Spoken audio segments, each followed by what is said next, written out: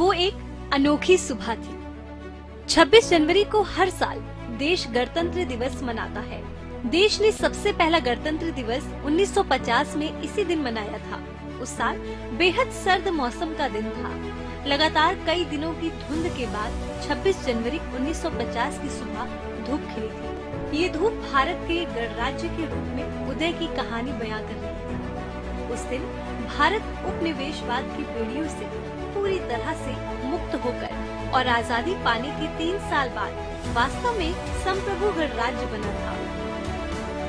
जब देश को मिला पहला राष्ट्रपति, इसी दिन देश के पहले राष्ट्रपति डॉक्टर राजेंद्र प्रसाद का निर्वाचन सर्वसम्मति से हुआ था।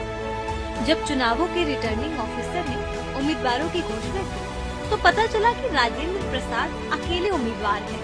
इस तरह उनका निर्विरोध निर्वाचन हुआ। 26 जनवरी 1950 को भारत के पहले राष्ट्रपति डॉक्टर राजेंद्र प्रसाद ने अपना कार्यकाल शुरू किया था। उस दिन जैसे ही दिन की शुरुआत हुई थी, दिल्ली में नागरिकों ने प्रभात फेरियां निकाली, ढोल और शंख बजाए और देशभक्ति के गीत गाए। पूरे देश में इसी तरह का जश्न मनाया गया था। तब से हर साल 26 जनवरी को देश गणतंत्र दिवस मनाता आ रहा है। जब भारत बना गणतंत्र राष्ट्र, भारत 26 जनवरी 1950 को सुबह 10:18 पर एक गणतंत्र राष्ट्र बना। उसके ठीक 6 मिनट बाद 10:24 पर डॉक्टर राजेंद्र प्रसाद ने भारत के पहले राष्ट्रपति के रूप में शपथ ली। इस दिन पहली बार डॉक्टर राजेंद्र प्रसाद राष्ट्रपति के रूप में बग्घी पर बैठकर राष्ट्रपति भवन से बाहर निकले थे, जहां उन्होंने पहली बार सेना की सलामी ली थी और पहली बार उन्हें गार्ड ऑफ ऑनर दिया गया था। इस दिन हम भारतवासी तिरंगा फहराने, राष्ट्रगान करने के साथ साथ कई कार्यक्रमों का या तो आयोजन करते हैं या फिर उसका हिस्सा बनते हैं। जब राष्ट्रपति को दी गई 31 बंदूकों की सलामी, राजेंद्र प्रसाद के शपथ लेते ही करीब 10:30 बजे 31 बंदूकों से उन्हें सलामी दी गई और इसके साथ ही दिल्ली ही नहीं पूरे देश में गणतंत्र दिवस का जश्न शुरू हो गया। उधर राष्ट्रपति भवन में गणतंत्र दिवस के मुख्य अतिथि इंडोनेशिया के पहले राष्ट्रपति सुकर्णो का स्वागत किया गया। फिर दोपहर 2:30 बजे भारत के पहले राष्ट्रपति राजेंद्र प्रसाद राष्ट्रपति भवन से बाहर निकले। लाखों की भीड़ उनका स्वागत कर रही थी। राष्ट्रपति मुस्कुराते हुए सिर झुकाकर और हाथ जोड़कर बार बार लोगों का अभिवादन कर रही थी, लेकिन लोगों की तालियां तब भी नहीं रुकी। कुछ ऐसा था पहली परेड का नजारा। उस दिन हुई परेड में सशस्त्र सेना के तीनों बलों ने भाग लिया था। इसमें नौसेना, infantry, cavalry regiment, services regiment के अलावा सेना के 7 बैंड भी शामिल हुए थे। हालांकि तब मोटरसाइकिल पर स्टंट की परंपरा नहीं थी और न ही वो झांकियां थी जिनके जरिए देश के अलग अलग राज्य अपनी विरासत और संस्कृति प्रदर्शित करते हैं। बीटिंग रिट्रीट, लोक नृत्य और आतिशबाजी भी बाद में ही गणतंत्र दिवस के जश्न का हिस्सा बने। जब हुई पहली संविधान सभा की बैठक, संविधान सभा की पहली बैठक 9 दिसंबर 1946 को सुबह 11 बजे हुई। संविधान सभा में कुल 210 सदस्य शामिल थे, जिसमें 15 महिलाएं शामिल थीं। उसके 2 दिन बाद यानी 11 दिसंबर को 1946 को संविधान सभा की बैठक में डॉक्टर राजेंद्र प्रसाद को स्थायी अध्यक्ष के तौर पर चयन किया गया। 13 दिसंबर 1946 को पंडित जवाहरलाल नेहरू ने संविधान का उद्देश्य प्रस्ताव सभा में प्रस्तुत किया था, जो 22 जनवरी 1947 को पारित किया गया। जब तैयार हुआ संविधान का मसौदा, 29 अगस्त 1947 को एक समिति बनाई गई थी। इसे मसौदा समिति या ड्राफ्ट कमेटी के नाम से जाना जाता है। डॉक्टर भीमराव अंबेडकर को उस समिति का अध्यक्ष बनाया गया था। 4 नवंबर 1947 तक उस समिति ने संविधान का मसौदा तैयार कर लिया और उसे संविधान सभा में पेश किया था। विधानसभा ने अंततः संविधान को अपनाने से पहले लगभग 2 वर्षों तक कई सत्रों में इस पर चर्चा आयोजित की थी। 2 वर्ष 11 माह 18 दिन में तैयार हुआ संविधान। पूरा संविधान तैयार करने में 2 वर्ष 11 माह 18 दिन लगे थे। ये 26 नवंबर 1949 को पूरा हुआ था। वहीं से पूरे भारत में 26 जनवरी 1950 को लागू किया गया था। हाथ से लिखे हुए संविधान पर 24 जनवरी 1950 को 284 सदस्यों ने हस्ताक्षर किए थे। इसमें करीब 15 महिलाएं भी शामिल थीं। 308 सदस्यों ने किए संविधान पर हस्ताक्षर। 24 जनवरी 1950 के दिन देश के गणतंत्र बनने की नींव के लिए आखिरी पत्थर रखे गए। उस दिन संविधान बनाने वाली कॉन्स्टिट्यूशन असेंबली आखिरी बार एकत्र हुई थी। उस असेंबली के 308 सदस्यों ने उस संविधान पर हस्ताक्षर किए थे। ये हस्ताक्षर ही संविधान पर फाइनल मुहर थे। उस दिन संविधान की 3 प्रतियों पर हस्ताक्षर किए गए थे। एक कॉपी अंग्रेजी में प्रिंटेड थी, जबकि बाकी 2 कॉपी हाथ से लिखित थी। इनमें से एक हिंदी में और दूसरी अंग्रेजी में लिखी गई थी। इन्हीं हस्तलिखित कॉपियों को संविधान की मूल प्रति कहा जाता है। दुनिया का सबसे लंबा संविधान। भारत का संविधान दुनिया का सबसे लंबा संविधान है, जिसमें 444 लेख 22 भागों में विभाजित है और 12 अनुसूचियां आज तक 118 संशोधनों के साथ हैं। पूरा संविधान तैयार करने में 2 वर्ष 11 माह 18 दिन लगे थे। संविधान के हर पेज का महत्व। संविधान की मूल प्रति को हिंदी और इंग्लिश में प्रेम बिहारी नारायण रायजादा ने लिखा था। उन्होंने संविधान के हर पेज को खूबसूरत लिखावट और इटैलिक में लिखा है। उन्होंने नंबर 303 के 254 पेन होल्डर निब का संविधान लिखने के लिए इस्तेमाल किया। संविधान लिखने में उनको 6 महीने लगे। भारत सरकार द्वारा कॉन्स्टिट्यूशन हाउस में उनको एक कमरा आवंटित किया गया था। उन्होंने मेहनताना लेने से इनकार कर दिया था। उन्होंने सिर्फ एक शर्त रखी कि संविधान के हर पृष्ठ पर वो अपना नाम लिखेंगे और अंतिम पेज पर अपने नाम के साथ अपने दादा का नाम लिखेंगे।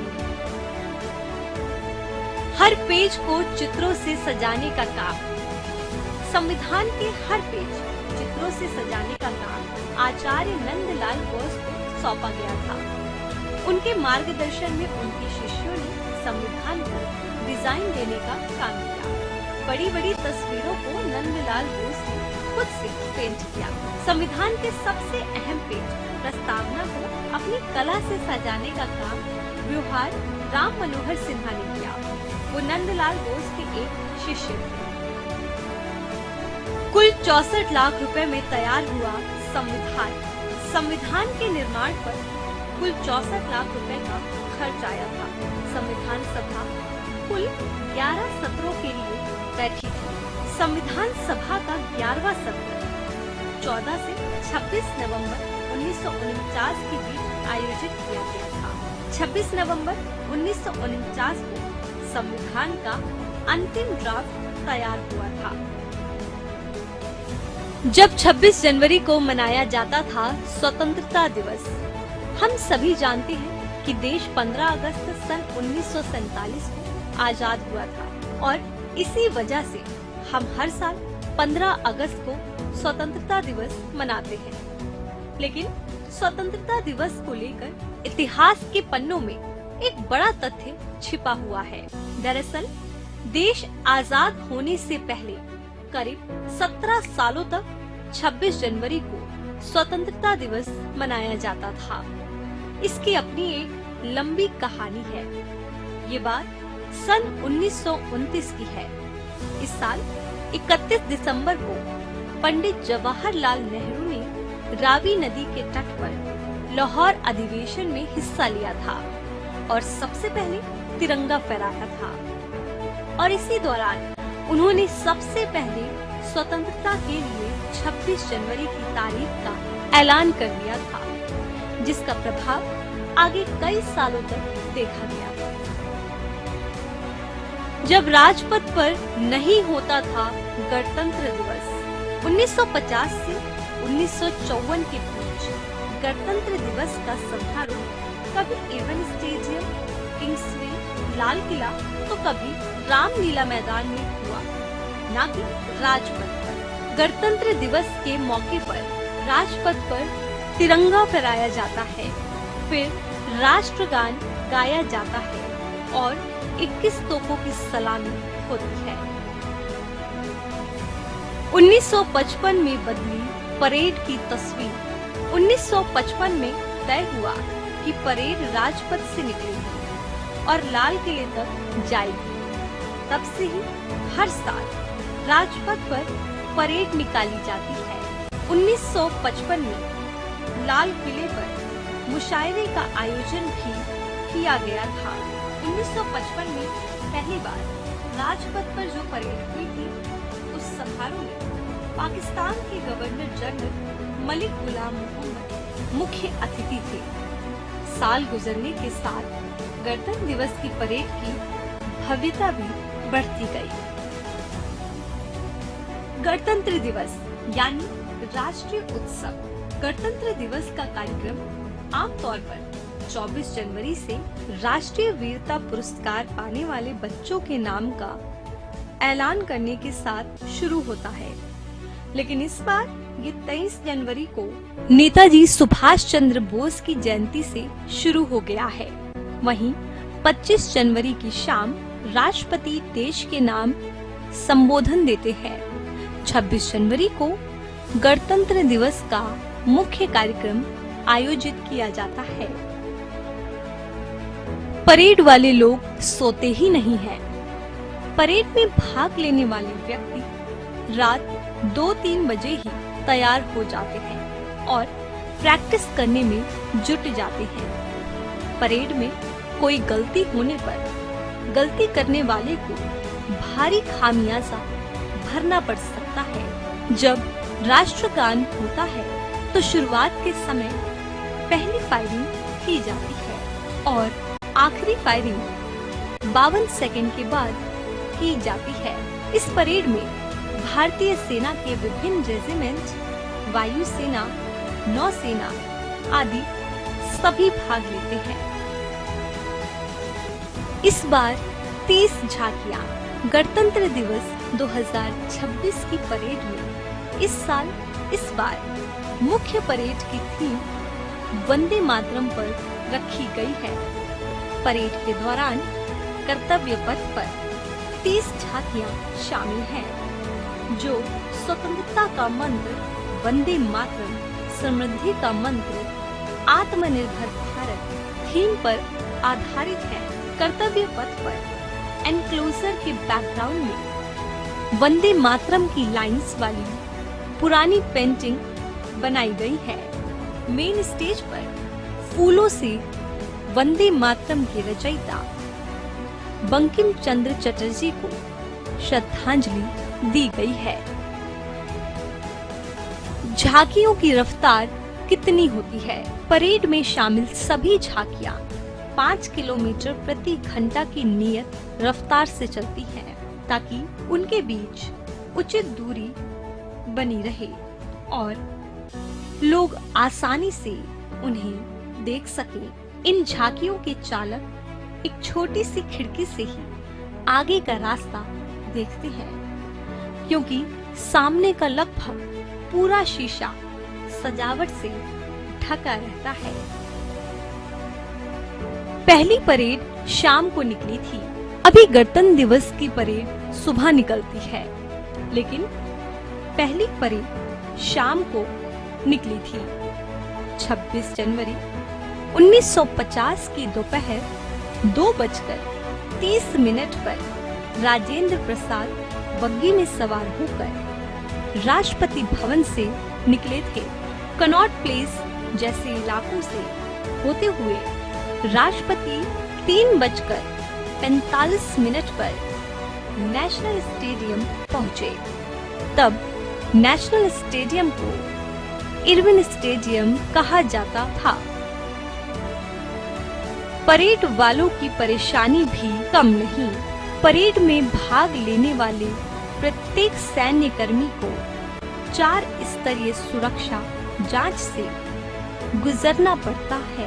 इसके अलावा उनके द्वारा लाए गए हथियारों की गहन जांच की जाती है ताकि ये सुनिश्चित हो सके कि उनके हथियारों में कहीं जिंदा कारतूस तो नहीं है। पूरी सुरक्षा के बीच ही परेड की इजाजत दी जाती है।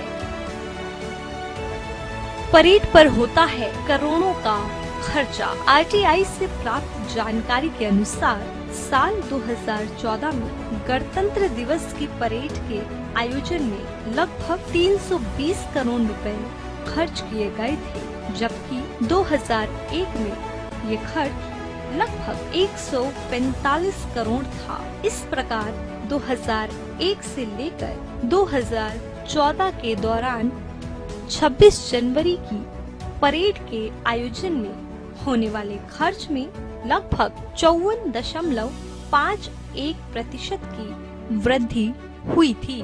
26 जनवरी के दिन आयोजन को लेकर काफी खर्च आते हैं। अबाइड विद मी की धुन। गणतंत्र दिवस समारोह में राष्ट्रगान और राष्ट्रगीत की धुनों के साथ ही एक ईसाई गीत अबाइड विद मी की धुन भी बजाई जाती है। ऐसा माना जाता है कि ये महात्मा गांधी का प्रिय गीत था। गणतंत्र दिवस के दिन वीर चक्र, महावीर चक्र, परमवीर चक्र, कीर्ति चक्र और अशोक चक्र जैसे तमाम अवार्ड दिए जाते हैं। इसी दिन मिला राष्ट्रीय चिन्ह अशोक स्तंभ। संवैधानिक रूप से भारत सरकार ने 26 जनवरी 1950 को राष्ट्रीय चिन्ह के तौर पर अशोक स्तंभ को अपनाया था, क्योंकि इसे शासन, संस्कृति और शांति का सबसे बड़ा प्रतीक माना गया था। प्रधानमंत्री नरेंद्र मोदी ने सोमवार को संसद भवन की नई बिल्डिंग की छत पर करीब 20 फीट ऊंचे कांसे के राष्ट्रीय चिन्ह अशोक स्तंभ का अनावरण किया। इस स्तंभ का निर्माण 2000 से ज्यादा कर्मियों ने किया है। वो शख्स जिसका नाम है 26 जनवरी। मध्य प्रदेश के मंदसौर में एक शख्स ऐसा भी है जिसका नाम 26 जनवरी है। इस नाम के कारण जहां उसे कई दिक्कतें और मजाक का सामना करना पड़ा, तो वहीं उसे खुशी भी है कि उसका जन्मदिन हर हिंदुस्तानी मनाता है। इनके नामकरण के पीछे की कहानी भी बड़ी रोचक है। असल में इनका पूरा नाम 26 जनवरी टेलर है, जिनकी उम्र 52 वर्ष है। असल में इनके पिता सत्यनारायण टेलर एक शिक्षक थे और 26 जनवरी के दिन सुबह अपने स्कूल में झंडा वंदन कार्यक्रम कर रहे थे। तभी उन्हें किसी ने खबर दी कि उनके घर बेटा हुआ है। गणतंत्र दिवस की खुशी और घर में बेटे के जन्म ने शिक्षक सत्यनारायण टेलर को इतना भावुक कर दिया कि उन्होंने अपने बच्चे का नाम 26 जनवरी ही रख दिया।